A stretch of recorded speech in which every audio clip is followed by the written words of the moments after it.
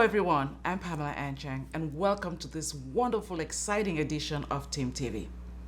I say it's exciting because my guest today will change your life. He is a functional medical expert who will teach you how to take care of yourself. If you're worried about aging, today's episode is for you. If you have worried about your weight, today is for you. Now, if you're a guy and you want to get back your joy, and you know what I mean, today's episode is for you. And for us women, and I know guys too, we are so sick and tired of weight management, the starvation diets and all whatnot, and so many other things that bother all of us. Liver, kidneys, all our organs. My guest today, when I met him, he told me things that changed my life. Before I bring him, however, I want you to do me the honors. If you are not a subscriber to our channel, please do me the favor, click on the subscribe button and also like us so that YouTube will share our content. And don't forget to ring that notification bell so that you will be notified. And of course, my dear friends, follow me on Instagram and Twitter at Pam and Chang, and like us on Facebook at the Immigrant magazine. And last but not least, I actually now do have a TikTok account where you can find me, and also everywhere else on www.immigrantmagazine.com. I can't wait to have him here. So without further ado, I'm going to have him come sit right next to me so that he can dish out all these exciting things to make us live longer and not have to depend on those medicines. So let's get Sumi here so we can get this party started. Wow, Sumi Epie, a son of the African soil. That's right. You know what is interesting is that every American success story starts with an immigrant journey. So tell me first about your immigrant. How did you find yourself in the United States? What brought you here in the first place? Wow. First of all, it's nice to have you here. I've been looking forward to this for a while, so great to have you here. Like anybody else, maybe even you, my journey obviously started in Africa. I was born in Cameroon. Spent my teenage years in the United Kingdom in England. And moved here at 21, literally a day before my 21st birthday. And the goal was to get an education, get a job, you know, make my parents proud, all of that, right? So I wasn't sure what I wanted to do, you know, and this is just, my nature is as such. I'm a chameleon. So I look out there and see what works, and no need to reinvent the wheel. If it is appealing, I try to do it, right? Not gonna say copycat, but that's just how my brain works, you know? So I looked around at what people were doing, maybe other Africans and other friends of mine, and decided I wanted to do accounting. Found out quickly that wasn't what I wanted. I switched back and forth between different majors, ended up doing computer engineering. And only because that was the thing, you know, computer sciences and computers were fascinating in the 90s, so that's what I did. And that's just how my journey just took off from there. You know, that's so fascinating because that's the typical immigrant story. You know, we come from a place where we don't have so many options, right? You're growing up and you don't even know what you're passionate about because your exposure is limited. And then you come to the United States and there's so much to do. At home, we really didn't have gyms. Right. I know when I got here, I loved going to the gym. I enrolled myself in the gym. I'm doing all this exercise, looking good, having a trainer. Yeah. Wow. So where did your inspiration come now? Not just go to the gym, but become a fitness and wellness guru now. Yeah, you know, I think a lot of teenage boys, no matter what race or background, are fascinated with muscles. You know, everybody, when you're growing up, you know, you look at older guys out there with muscles and you go, oh, I want to be that, you know, for whatever reason, you know. When I got to the States, I couldn't find a job. So one of the jobs I got was selling vacuum cleaners, $1,500 vacuum cleaners. Now, I didn't sell one. I went from door to door trying to sell them. I couldn't sell one, you know. I was never successful. You know, on Saturdays we'll meet, have these sales meetings for 2 hours where they tell you, yeah, this is what you do. You go to the person's door, you knock, and all this stuff. And I did it for a month. I didn't sell one. And on one day, this is in Alabama, by the way, in Huntsville. So I'm walking through a strip mall with my kit, you know, and I come across an open sweet. And I'm walking by and there's a guy sitting in there by himself, just at a desk. So I go, oh wow, this must be a new business. So I knocked on the door, I walked in, and this guy's name is Dallas Terrell, you know. So I walk in, he said, hey, come here, young man. And I said, hey, I'm looking for a job. He's like, well, you already have a job. I said, well, this job isn't working out, you know. So, long story short, that was a powerhouse gym that was being built from scratch. So I told him I really wanted the opportunity to work there. He agreed. I came in, he said, hey, come back tomorrow. I came back the next day, helped paint, came back again, helped put the carpets that whole week. And by the end of the week, the whole thing was set up. And then I said, hey, can I get a job at the front desk? And he said, sure. So I came back, I started working there, and it turns out this guy was Mr. Alabama, right? So one of the most popular bodybuilders in all of Alabama at the time. So we became really good friends. He became like a mentor to me. I started, working there, working out with him. He was showing me the ropes. And then I decided I was 22 years old, wanted to be a personal trainer. He showed me how to do that, gave me my first few clients. And this is one of the top gyms in the area. So all the bodybuilders of the time, like the Kevin Lavrones and all the Sean Rays, all these guys who were just on the top of the food chain at the time, came in there once a year for the main show. So I got to meet some of these people. So I was just engraved in that world, loved it. I didn't want to compete myself, but I loved personal training. I was 22, 23 years old, and I thought it was fascinating. And, that's how my fitness journey began. And, at 22, 23 years old, I had 20 to 40 clients, courtesy of Dallas. He got me going. He got me that opportunity, showed me how to train people. Everything came from him. Wow, what the chameleon that you are is a different level of that. But I'm just curious because I don't want to dwell too much on your bodybuilding because you do more than that.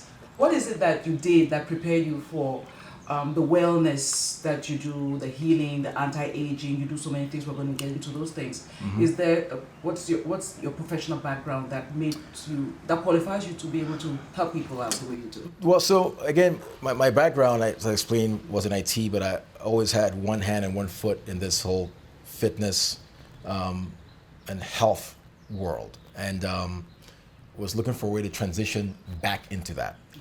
So those beginning stages when I learned how to train people, that was great, because what I learned earlier on is you took 10 people into the gym and trained them, maybe 5 people would get those results. The other 5, there's always something missing, preventing them from achieving those goals. And then I started learning about nutrition. And I found out that out of 10, 5 could get results based on just training, and that had to do with age maybe. And then another 2 might get results if they get on a good meal plan. And then there was still like another 3 that we just couldn't crack. And no matter what you did. Some of us, nothing you can do about it. Right. Well, just so the remaining 3 is about metabolic medicine. So, again, that journey, to answer your question, started with fitness, then transitioned into nutrition, and then overall now, as I sit here with you, I can tell you the remaining 30% has to do with balancing hormones, like metabolic medicine, physiology, as I say. As I was reading up on your bio and seeing all these things, the language is so sophisticated, so I just want us to break it down. What is wellness? What does that mean? We hear about wellness all the time, nutrition, fitness. A lot of us can't compete. It's just too many things to consider.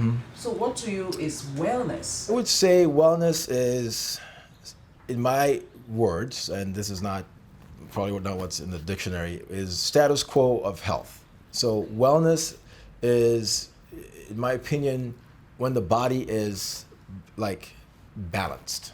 When you're born, and again, of course, there are cases where babies are born, prematurely or with certain diseases, but majority of the times, a new baby is like a brand new car. The GI system, the gastrointestinal tract is just about perfect. Baby inherits the mother's microbiome and all of that. So the mother's immune system is passed on to the baby. So growth hormone levels are high because the baby has to grow, and all of that. So it's almost the baby. Again, it's like a new thing, a new car. So that is balance. Over time, things happen. You age, and hormones start declining. Bone density, all these things start going because that's just the nature of things. So wellness for me is when you're balanced in all phases. All of your organs, your liver, your kidneys, your vascular, right? Blood flow, the walls of your arteries. Again, hormones. Your brain communicates with receptors all over. So that messaging system, the endocrine system, is clear. The pathways are clear. That is health and wellness. You have explained it so well, because I know how I'm feeling now. I'm not feeling the same way I was feeling 25 years ago. Right, so right. my engine is really, I'm getting depleted in so many things. I'm going to have lots of friends.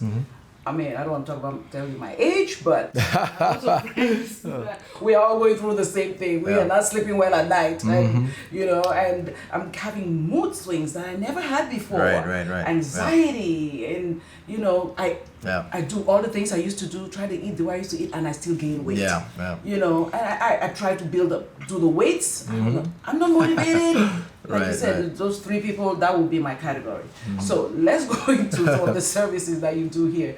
So we're talking about, you have WellnessMedX, you have RehabX Health, and you have Ntmcore. Right. So what do these 3 companies or service, what do you offer in this? Ntmcore is really a nutraceutical company. So like not just supplements, but nutraceuticals. And I just a long story here. I was the CEO of a medical group, and I became an owner. They made me a minority owner. And in order to improve revenue, we own 2 pharmacies. And in order to improve revenue, I decided to start manufacturing some of the products we bought and sold in the pharmacy. So I started this company with my partners, and we designed the formulas. And I chose the best-selling products, products I know that were, great selling products in the pharmacies. And that's how Ntmcore was started. Ntmcore, I think of as nutrition medicine, because it's not just supplements. I don't want to compete with, other supplement manufacturers. I wanted to create products that I know made a difference, and that products I could use myself. So that's Ntmcore. RehabX is out of Hermosa Beach. I own that company along with a good friend of mine who's a physician down there. And it's integrative medicine. So it integrates allopathic, Western medicine with functional medicine all in one. So again, that's an integrative medicine clinic. WellnessMedX, I own alone. So WellnessMedX is also an integrative medicine clinic. We do functional medicine and some allopathic. And the approach is always natural first, and then you can add, allopathic remedies as needed. There you go with those terms again. So what's the difference between functional medicine and allopathic medicine? Right. So allopathic medicine is Western medicine. It's what we know, like, primary care physicians, exactly, Okay. And functional medicine is, we think of making medicine work. So the more natural approach, there's different types of, medical practices that will qualify, like Ayurveda, and maybe some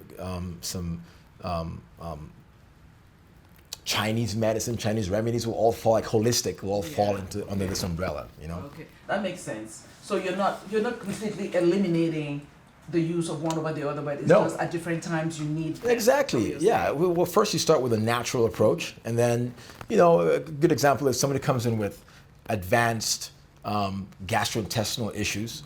You just don't. I don't think you just stick with a holistic approach, because if it's something like SIBO, small intestine bacteria overgrowth, maybe you do antibiotics first, and then when you've basically eliminated the bacteria that's growing into these other areas, now we focus on healing. So then you switch over to more of a functional approach where you can combine probiotics, prebiotics, and postbiotics to help rebuild damaged cells. And maintenance. Yeah. Maintenance is important. It's very important. Very important. Yes. And I'm glad you said that, because Unfortunately, I have an old schoolmate of mine that was diagnosed with cancer and refused to take the traditional route Okay. for treatment and decided to go holistic.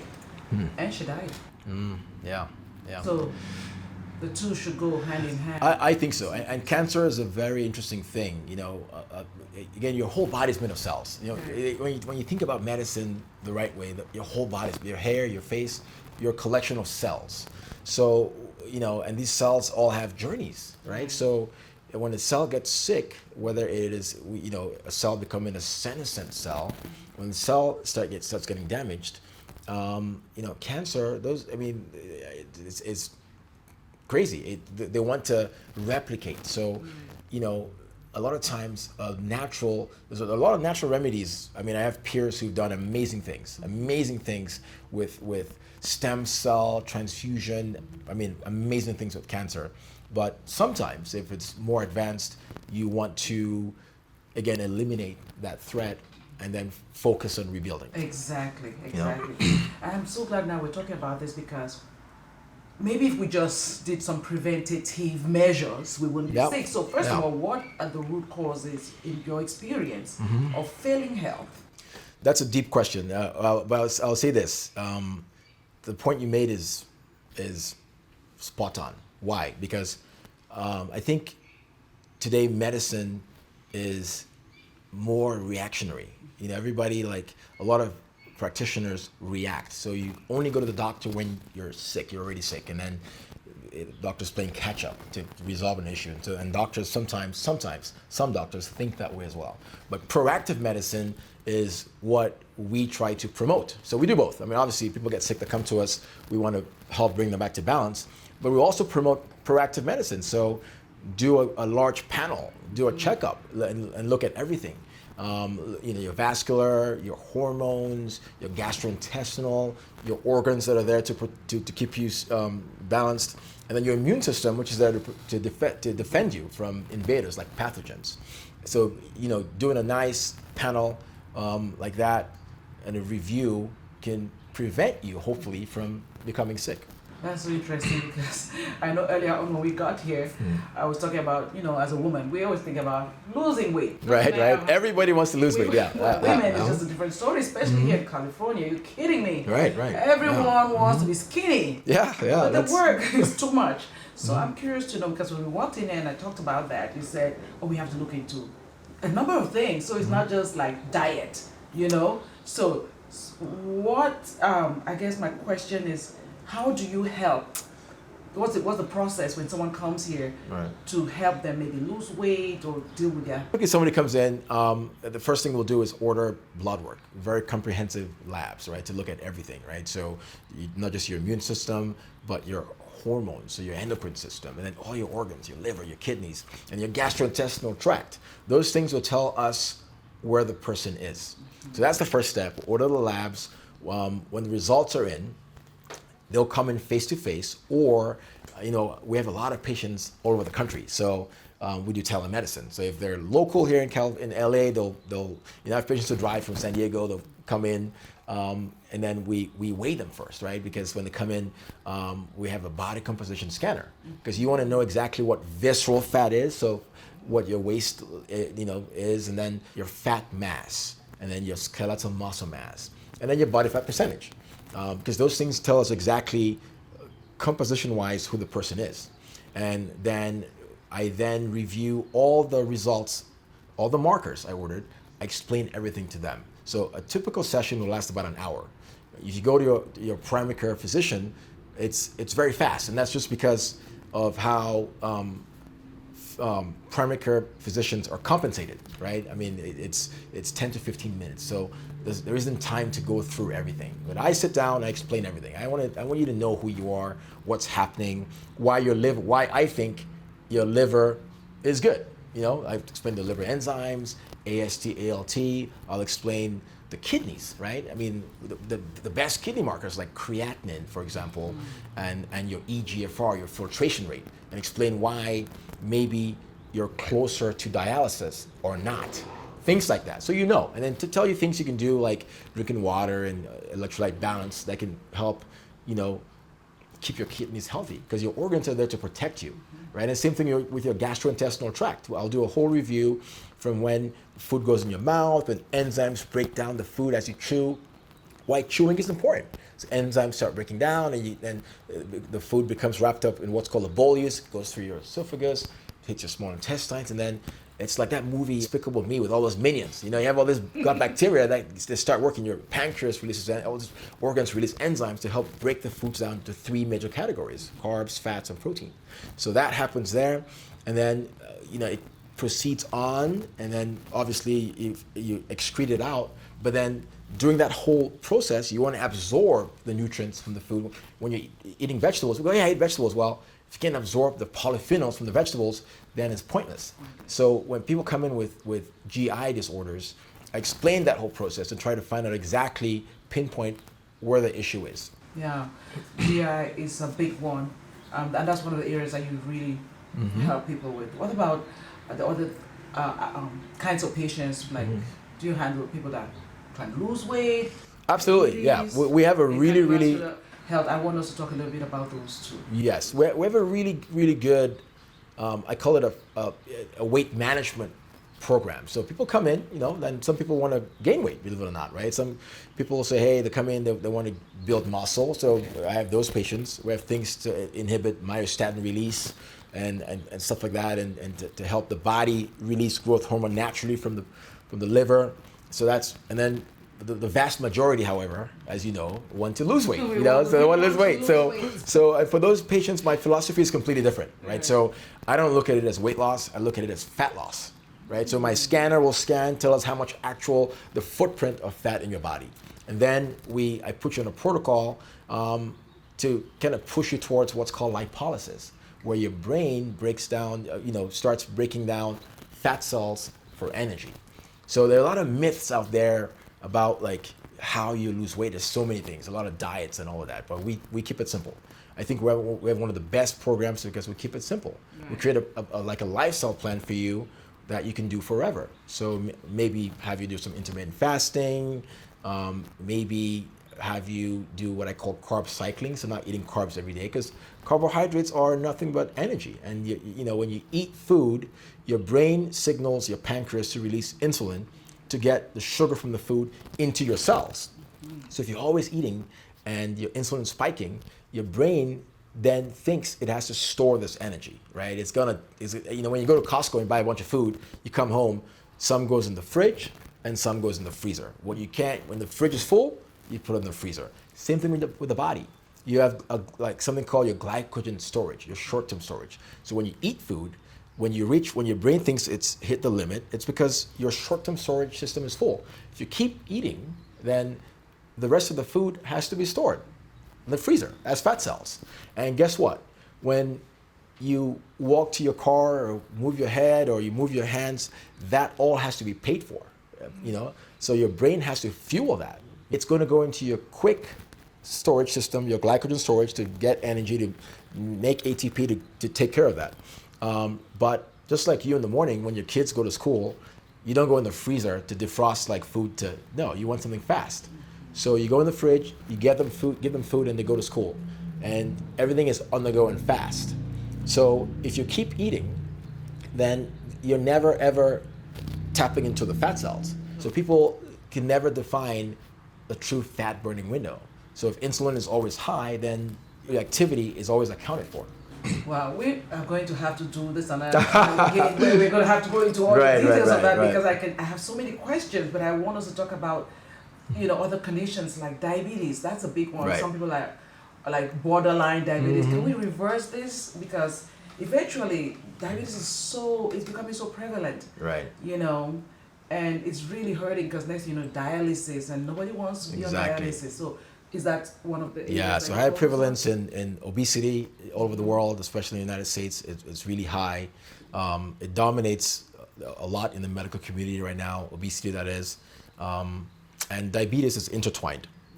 And again, at the center of all of this is insulin. And then you dive deeper, and it's sugar. Diabetes is about insulin control. So your cells have this relationship with insulin, right? They're like friends. When you're born as a brand new human, it's great. You know, you eat food, sugar goes in your blood, brain says, hey, pancreas, get rid of the sugar. Insulin comes out from the pancreas, takes the sugar, goes to the cell, knocks on the door, the cell opens the door, and the insulin and sugar come in. And that's great, that's perfect. Over time, the cell starts getting irritated with insulin. Like they start, having issues. So fast forward a few years, you eat the same food, insulin comes out again, takes the sugar from the food, goes to the cell, knocks on the door, the cell looks in the window, says, it's insulin, we're not gonna answer the door. So that is insulin resistance. So eventually, insulin is stuck in the blood with sugar. And the brain says, I don't want it there, figure it out. So more insulin is released now to get rid of the sugar, but the cells are still saying, we don't want it. So now insulin has to be more creative. So insulin then wraps up the sugar as triglycerides, as fat cells, and hides it, right? So people start gaining weight, right? You start gaining weight because the sugar has to go somewhere, right? So that's the beginning of diabetes, insulin resistance, right? So insulin starts going up, sugar in the blood goes up, the person starts gaining weight. Then you look at your A1C, which is a 3-month measurement of sugar in your blood, hits 5.7, pre-diabetes. And then again, if this thing stays the way it is, it'll progress. So now you're 5'9", all the way to 6.4, which is full-blown diabetes. So now you've gained a lot of weight, which is just the fat cells accumulating. Your insulin is maybe 20 or 25, right? And then, you've gained weight, and then other things are happening, right? I mean, because diabetes is very dangerous, as you know. Eyesight, I mean, all these things are happening, you know? It's such a practical way of explaining it.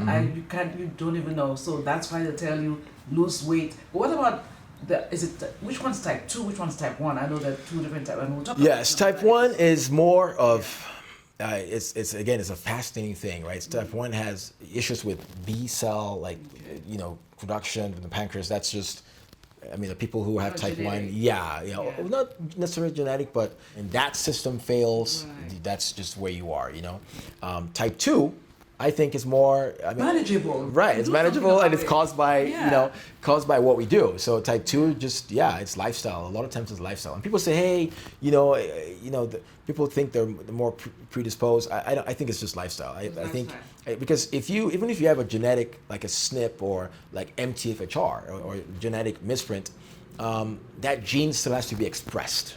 Right, it has to be expressed. So your environment will basically activate that gene. Like the BRCA gene for breast cancer that a lot of women have. If you have that gene, it doesn't mean you're going to have breast cancer. But there are things out there like elevated estrogen, things like that might activate, and then you develop breast cancer. So I want us to talk about cardiovascular health because that's a big one. It is. And high blood pressure goes along with that one too. And I know that taking a lot of high blood pressure medication eventually leads to other organs failing. Exactly. So please, how can you help patients with cardiovascular issues? Right. So first, and that's a great question. So hypertensive drugs, like blood pressure medication, when you start that, it's almost like a life sentence. There almost isn't a way to, but if you think about it, if you reverse back, the cardiovascular system starts with blood flow, right? So hemoglobin, for example. Hemoglobin is a protein that binds to red blood cells. Is what makes your blood red. So a normal, like your, I'm not going to guess your age, but I'll say that your hemoglobin should be about 13.5, right? Based on what I know about you. So if it is at around 11, it means you're anemic. When it goes up to 15 or 16, it means your blood is getting thick. So when you look at the cardiovascular system, for me it starts there. So blood's getting thick. So if your blood is thick, then it's hard for it to move around. Now over the years, you have lipids, right? So cholesterol is a lipid, it's a fat. So then you have LDL, which stands for low density lipoprotein, and triglycerides.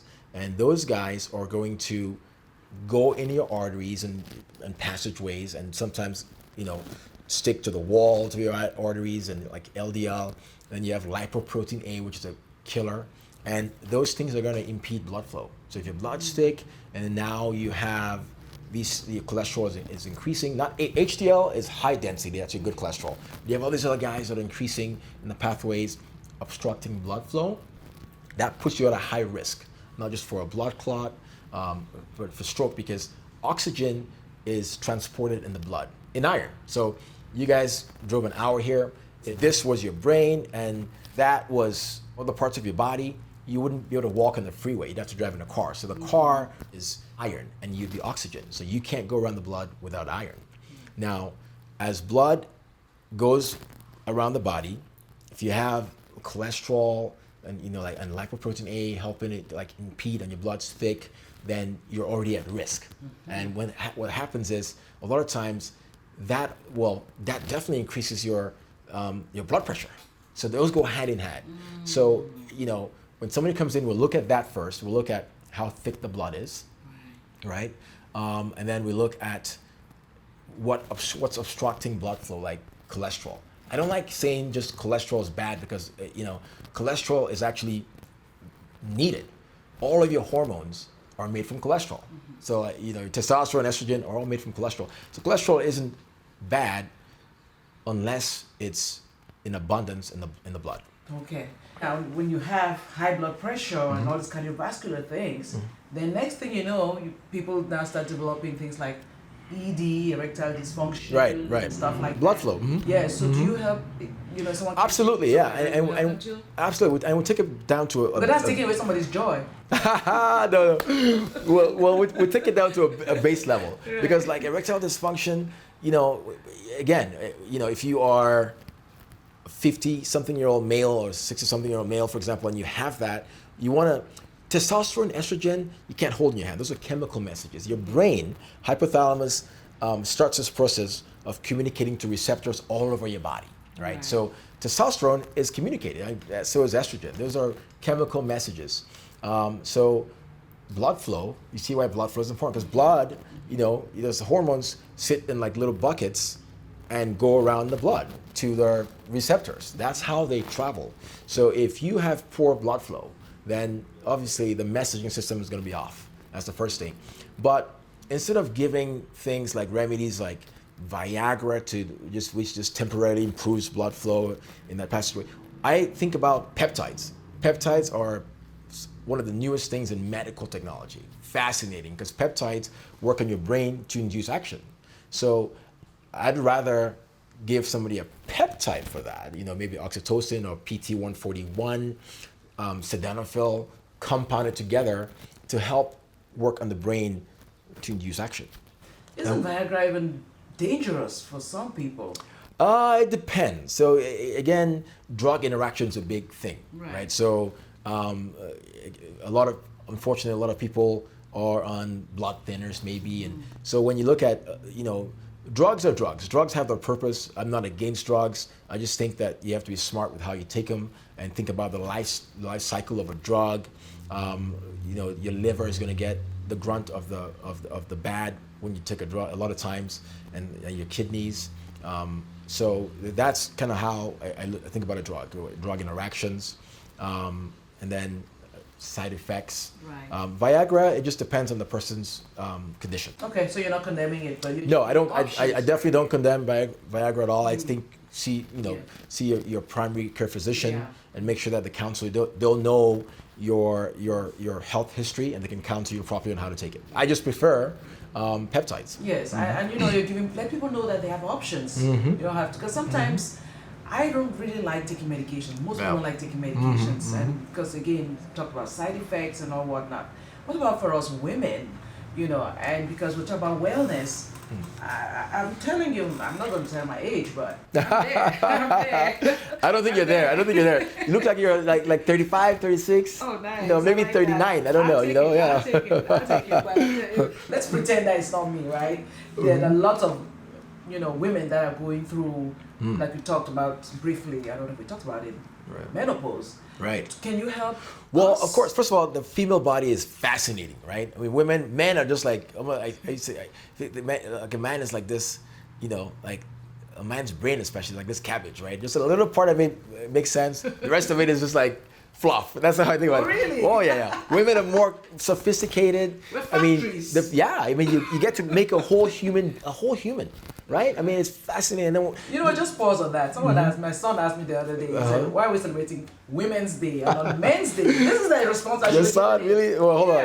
That's a. Like, I hope he doesn't tell his significant other that kind of thing, because he's gonna get a crack in the head, you know. Because I was waiting for someone to tell me Happy Women's Day, and nobody was saying. I was like, do you guys realize today's Women's Day? Hey, you know, and then you are the reason your household stays together. Thank you very much. So tell me how you can help us women be able to. Well, so first, when you look at the female body and what the female body goes through, it's truly fascinating, right? So the reproductive system, from all the eggs, thousands of eggs are there each month.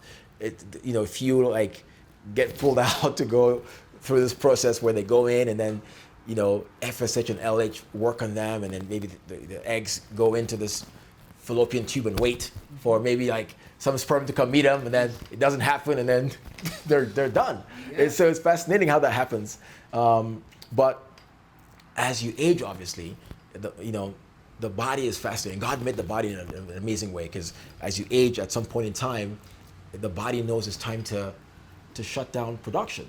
So what happens is all of these hormones that were communicating before, like estrogen and all these things, and progesterone, which is critical for keeping for hardening the wall of your uterus so you don't have a miscarriage. All these things start changing now because the body understands that you're sunsetting, or that this reproductive system is kind of sunsetting, going away. And then the brain starts communicating, starts changing communication of the hormones like estrogen.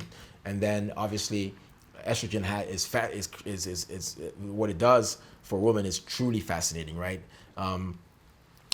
Memory, vaginal dryness, skin, hair, and joints. That's what estrogen does, estradiol estrogen is specific.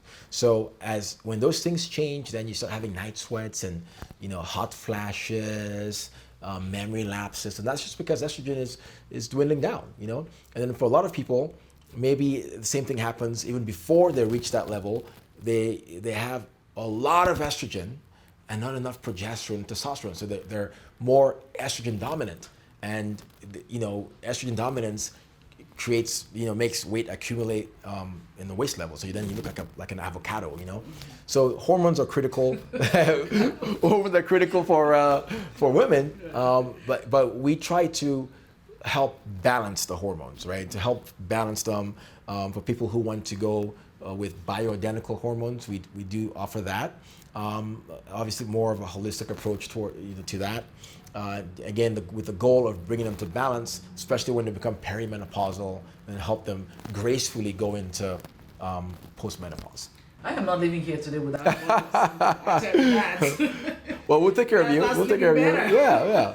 So let me ask you this question. What advice would you give someone, how to maintain good health? I know that we're going to sunset, but I'm sure the way that we've lived our lives will determine also possibly. It's what I'm just guessing. Yeah. Well, I can go so many directions with that, because you start with physical activity. So people do workouts. I was talking to my brother Charles earlier, who was mentioning Papa Chalo, who was mentioning about a friend who does triathlons, and it sounds fascinating. Oh, a triathlon, people go, oh, they're going to go running, and that sounds great, but your brain is smarter than you. If you think about it, you have a brain that is very smart. Its job is to protect you from yourself a lot of times. So if you like to run, for example, oh, you like running. People tell me, hey, Sumi, I ran 5 miles today. We're so proud. Oh, right. I think my first thought is, your brain is probably thinking, you're running, are you running away from an animal, or are you chasing an animal? Because 1,000 years ago, when people ran, they ran because you're chasing your meal, or something is chasing you to eat you. Today we run just for fun, But what's your brain thinking? You're gonna run, you're gonna break down all this tissue, and then people they tell me, oh yeah, I'm gonna rest so I can recover. Well, yeah, you're gonna rest so your brain can help fix and repair everything that you've damaged because you wanted to go run for no reason. So maintaining health is, you have to think about what's happening internally. Right? You don't want to cause damage, unnecessary damage. When you're exercising and your heart rate goes above like 70%, cortisol, your stress hormone, is released, and then your body, like if you think about it, when you're exercising, you can't even eat because everything else shuts down, and cortisol is released. Everything is focused on getting you through that activity because it's almost like an adrenergic situation because cortisol is released, heart rate is high, and the body internally, the body is trying to mitigate all this stuff. You on the outside, you're running, and you think, yeah, I'm killing it, but what's happening inside, right? So overall fitness for me and health means, number one, thinking not just about what you're doing outside, but what's happening inside, right? So going on a diet. People go, yeah, I went on a diet, I lost 15 pounds. What does that mean? That means, if you decide to stop eating carbs, you're 45 years old, you decide, I'm not eating carbs anymore. Your brain is saying, for 44 years, we got carbs, which helped us create energy for you. Now, all of a sudden, you, Miss or Mr. Outer person, decided you're just going to stop. So your brain has to then think about what to do to continue to fuel your activity, right? And what happens on Christmas and Thanksgiving when you go, and there are carbs there? You're just not going to eat them? I mean, that doesn't even make sense, So to answer your question, overall fitness and health has to do with balance. Everything in moderation. People say, oh, well, I stopped drinking. Well, if you stop drinking forever, that's great. But if you decide to stop and go, I mean, for me, just do a glass of wine a few times a week. That's healthy, instead of saying, or people say, oh, well, I stopped eating red meat. And I say, well, what does that mean? Because red meat is only bad if it's high in saturated fats, or if your body cannot break it down to digest. But if you stop eating it, then your body's going to forget how to break it down. It doesn't mean shrimp has more cholesterol than red meat a lot of times. So it doesn't mean like that by stopping eat red meat that, it's good to not eat a whole lot of red meat because of your digestive system. But again, true balance, everything in moderation is what I promote. That is just fascinating what you just said, because I remember I used to run, and to be honest with you, now I have a bad knee. Exactly, right? Yeah.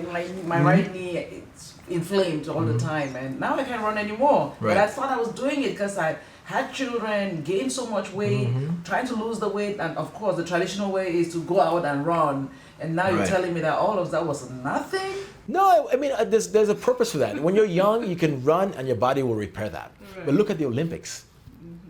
Think about it. All the marathon runners in the Olympics look like sticks for a reason. There's no muscle left because the brain is smart. When you're exercising, when your activity goes up, your brain has to decide how to fuel that. So it's gonna use your short-term storage. So your glycogen, if you're running in the morning, it's gonna use your dinner from the night before first. The first 20, 25 minutes, it uses your dinner to pay for that activity. When that is depleted, it has to decide how to continue. If you're still running, your brain has to decide how to pay for that. So if you're running, your heart rate is above 70%, and you're going for a run, when your glycogen storage is depleted, it has two choices, muscle or fat.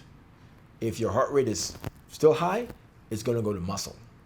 That's why, you look at the marathon runners, no muscle.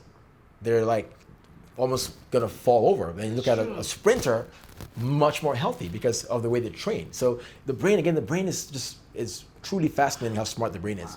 And if you want to lose weight, you have to think about what kind of weight you want to lose. Do you want to lose fat, or do you want to lose muscle? Wow, we are going to have to do more and more, so many more episodes just to go over this, because it's so fascinating, and you're just an amazing teacher, Sumi. I just can tell you, broken down this information to me in a simple way that, oh my gosh, I'm just so... Well, when it's broken down in a simple way, I think it's easy to sustain. Yeah, and it makes sense. Yeah. Now I don't have to go tomorrow and run. I'm just gonna take it easy. The most efficient thing to do for weight loss is walking. Why? Because everybody can walk. Number one. Why do we think that we have to do the extreme thing? Because everybody does. I had a patient come in last week. That's why I love my body scanner. It tells a fascinating story. So I had a patient come in, two patients this last week. I'll tell you these two stories real fast.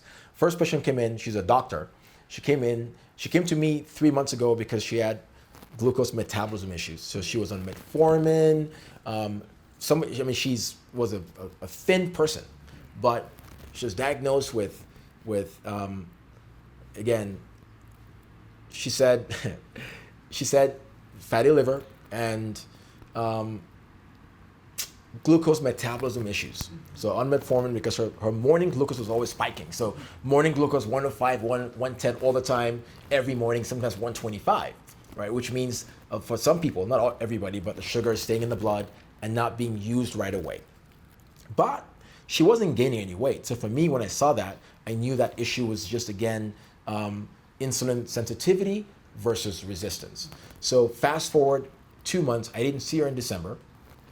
She came to me, she called me 2 weeks ago, frantic, because she had gained 6 pounds on her home scale. Very upset on a Saturday morning, calls me, I meet her in my clinic, and first thing, she just comes in, talking right away, talking, not happy, upset. I put her on my scale, I get the output, the results, I bring her the first output from her first visit, and I compare them, and she had gained 6 pounds of muscle and lost 4 pounds of fat. So, which is amazing. So you think about it, muscle weighs twice as much as fat. Right. So on her home scale, she gained weight, but it's because she gained muscle.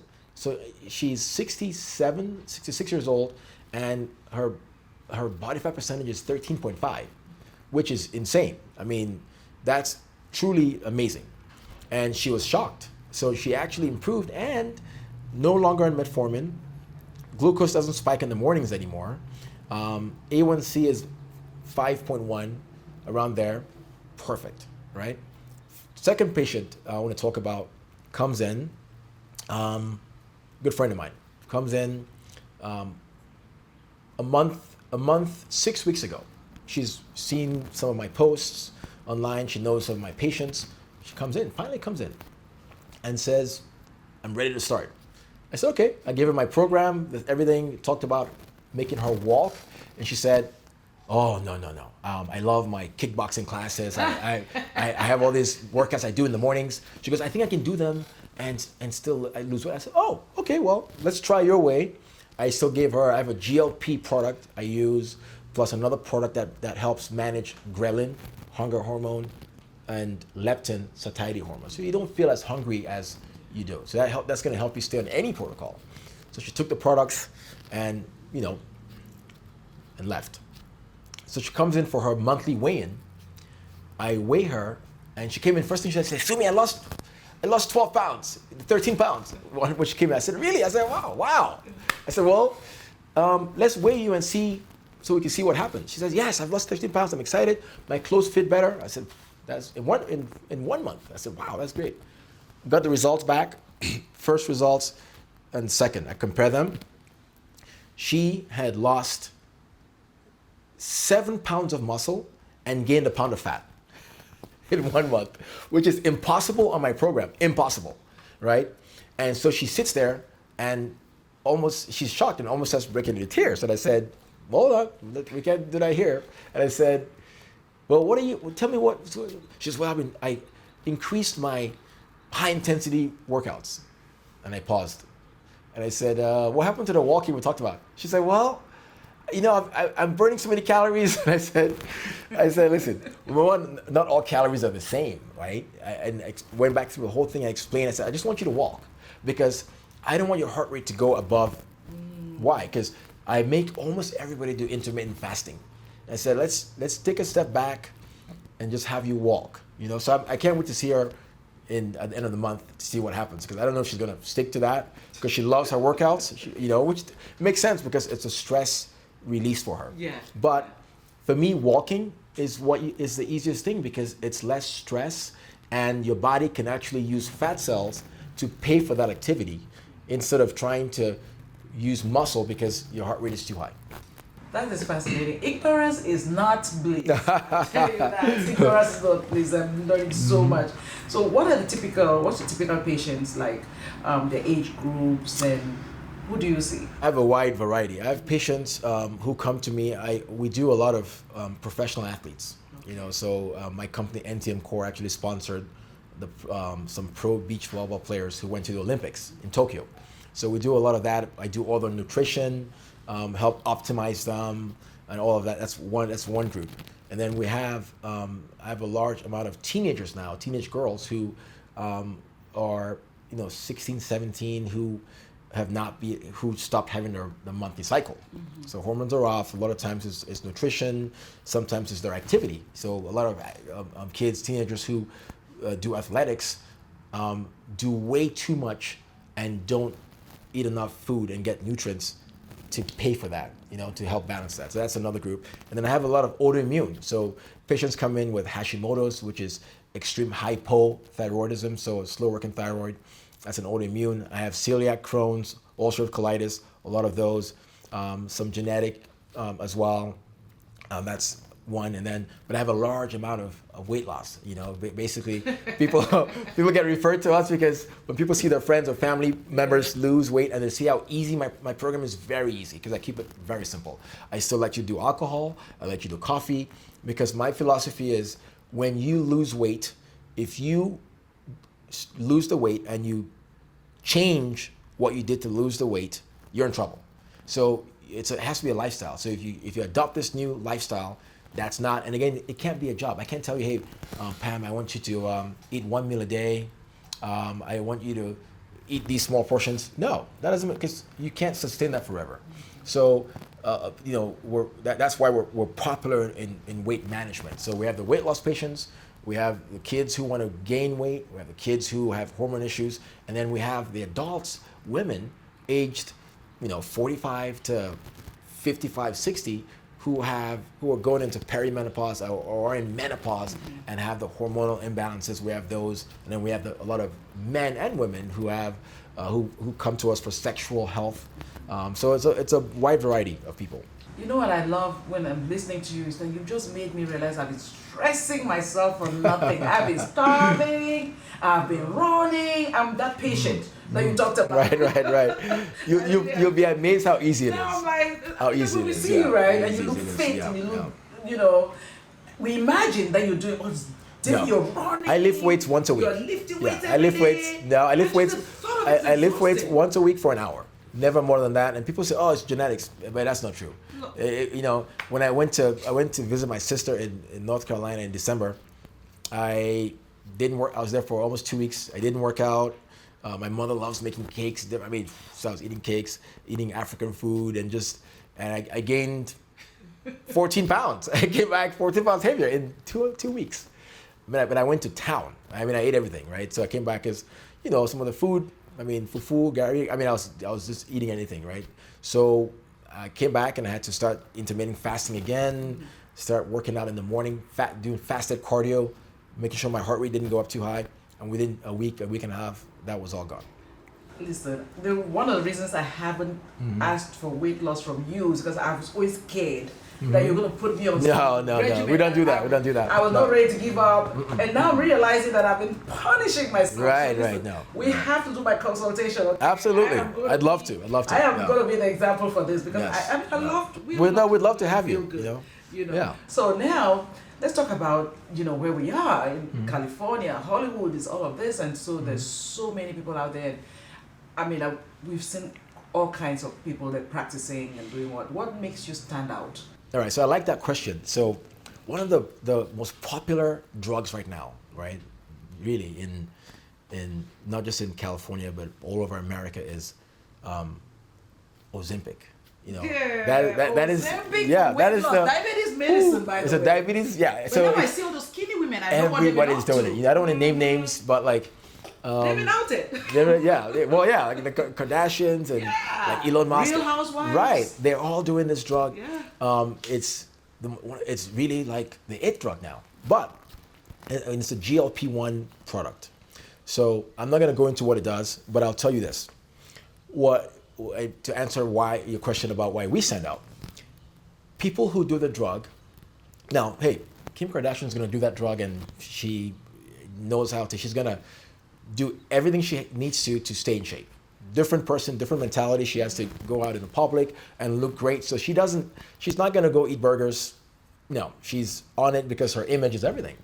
Now, for the normal people who go do that drug, 95% of them gain the weight back, right? Because when you do that without like a healthy lifestyle, to go along with it, or a good protocol. Not a healthy lifestyle is not the right word because that's a little more advanced. Just a protocol, like a plan to go along with that injection. Then what happens is when you get off of it, you gain the weight back. So what we do is we use the drug, we do, but we create a protocol for you, a plan, and the drug is part of it. So if somebody comes in and says, "Hey, I heard my friend is taking this drug," I level set. I said, "Well, I need to order your labs first to look at your insulin levels, your A1C, talk about your hormones, because those things are the reasons why you gained weight. So if I don't balance those things and I give you this drug, then right when you stop it, you're going to gain the weight back. If your insulin is a fat storage hormone. So I want to keep that below, like keep it at 5 or 6. If it's elevated, you lose that weight, you stop that drug, your brain still thinks it needs to store. So I think we're special because we create a very simple lifestyle program. Very simple. I want to create something that I know, and everything is customized, right? So each patient, there's that hour first, and then other phone calls that we make, and we don't charge for that. But the goal is to not just give you a bunch of supplements and products, but to explain them to you, and then help you get balanced. And then phase 2 is anti-aging medicine. That's my specialty. So now what happens next? If you lose 40 pounds, you get to your goal weight and you're happy, how do you sustain that? How do you maintain that? We talk about that. And then as you age, how do we ensure that you age gracefully? We want to make sure that your digestive system is still intact. If you get sick, COVID, and you take antibiotics and that destroys 50% of your gut bacteria, we want to know so we can help repopulate that for you. And so we walk hand in hand with our patients to help them not just age gracefully, but stay in actual shape. That's what makes us different. We're going to create a program for you that is customized. I have patients who are, for example, from Asia, from India, that come in and they say, "Hey, this is what I like to eat." So I'm not just going to create a plan with foods that they don't like. So I'll sit down with them, find out what they like to eat, tell them, like, good example is sugar. I have patients who love eating cookies or pizza. And they say, "Oh, my doctor or my nutritionist said I can't have pasta." And I tell them, "Well, let's talk about that." I said, "Let me tell you when you can have pasta. If you go and you do a cardiovascular activity, cardio, I don't want to say running. Let's say you go and you play tennis for 2 hours. You've depleted your short-term storage. Gone. Your body is empty. All the sugar is gone.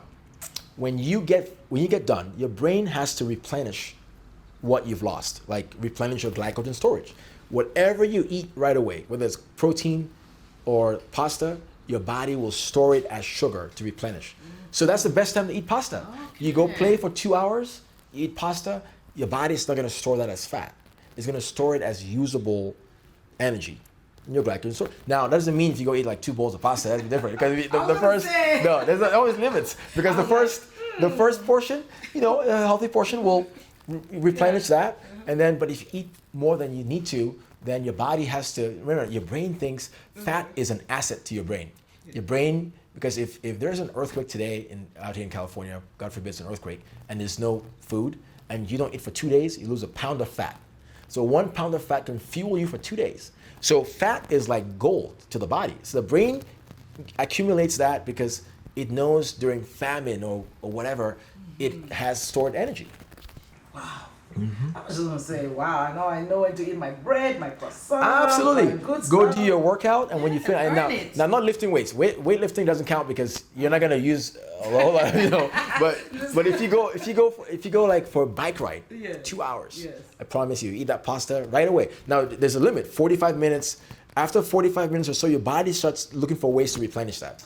Because guess what? You're still going to move your hands and your head. Yes. How are you paying for that? Your brain is staying with Pam. Okay. You just used up all of our stored energy. Now you want to walk here, you want to move your hand. How do you think we're paying for that? So it's going to start pulling from your tissues. So if you work out and you don't eat, then it's harder to repair. Mm-hmm. It starts pulling from your tissues to replenish your short-term storage, so you can go in there and access it, so you can move your head, move your hands, and all of that. That is just fascinating. So get your bike, go ride for 2 hours, go eat some pasta. I know it's not easy out there. Again, I come back to the fact that you are this young man that came from Cameroon and you're doing this amazing, amazing work. What kinds of challenges have you experienced and how have you been able to overcome? Because you are so passionate and you're doing well. Wow, that's another question that can go in so many different directions. But challenges for me, there are a lot of challenges out there for all of us, right? One, my philosophy, I think America is the greatest country on the planet because of opportunity. The opportunity it provides people. You know, I came to this country, I didn't know what I wanted to do. I went into computer sciences and all that. And I decided at some point in time I wanted to be going to the medical world. Now I'm in nurse practitioner school. I have a master's in nutrition. I did a fellowship in anti-aging medicine and endocrinology, all this stuff. I just decided to switch and I switched. So number one, the country affords you the opportunity. So when I look at obstacles, I don't see, they're out there, but I plow through a lot of, if I want to get it done, right? You plow through it because because the opportunities are there, And listen, not everybody has to be like an entrepreneur. I don't think like that. I don't think every society has, again, a wide array of populace, right? You have people who are going to be wealthy, people who want to work all day and do that, people who want to, and then you have people who just want to be. And I don't say, hey, if you just want to exist, and that's a bad thing, because at the end of the day, we're born and then we're going to die. Exactly. In between, almost everything that happens in between, the nice car, the houses, don't matter, right? Your relationships matter, right? But when you die, your kids are going to remember you for the relationship you had, So I don't, my brain says go, go, go, right? Yeah. So I have, a lot of things, responsibilities, not just my family, but my loved ones in Africa that I support. And so my motivation personally, my path, my journey, things I do is not to make myself wealthy, is because I want to help, the knowledge I have, I want to help as many people. And I have a passion for Africa. I want to not just go there and people want to go back, a lot of, what do you call them, expats, or you want to go back and open businesses and all that. I don't think that way. I want to go back and help people. I want to go back and say I'm going to retire and open a business and all that stuff. For me, why? Because you can walk out here today and die, and then it's all gone. So for me, my passion is I have an orphanage. I'm going to hopefully come talk to you about helping with my orphanage. But, those kids have nothing. So providing them with the most important gift, which is today anyway, which is education, so that they can have opportunities. Those are the things that I think about, real things like that. So obstacles for me are just, they're there. They're going to be, whether it's racial obstacles or class type. I grew up in England. England's a classist society, right? So England is really not a lot of race issues. There are, but it's more about class, believe it or not. So whether there's issues with that or financial, it's there. You can get to it and stop, or you can go around it, right? Because again, we all have these windows that will close eventually. Yeah. So your moment of opportunity is never going to last forever. So if, like you and your magazine, you're doing a fantastic job with that, this is your opportunity to do it. But if you and Charles just sat down and said, well, we tried to get this things right, we're black, and we just sit across our hands. We're African, we have accent and all these things, and we sit there. Well, no, that's not how life works. I welcome challenges. I think challenges make you let you know who you are.